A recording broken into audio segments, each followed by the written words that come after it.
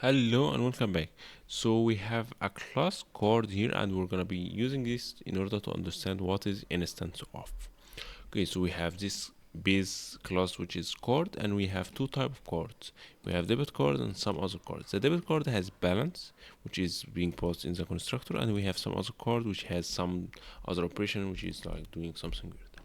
Okay, so now in our main method we have created two cards. One is some other card and one is debit card. So one some other, one debit.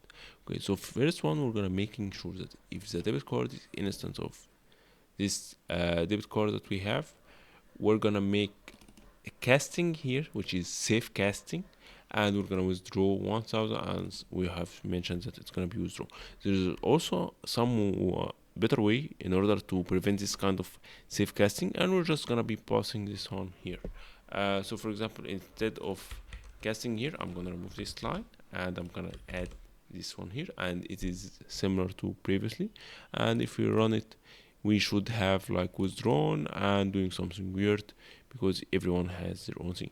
Because by the way, if you just try, let's say, other cards that do other operation, you will find you will not be able to do it. Why? Because it is not some other card, it's just card, and the same is for this debit card as well. So if you try to use like this debit card, you will find that hey, you only have you don't have withdraw. Why? Because you need to cast it. So basically this is like the why you could potentially use instance of.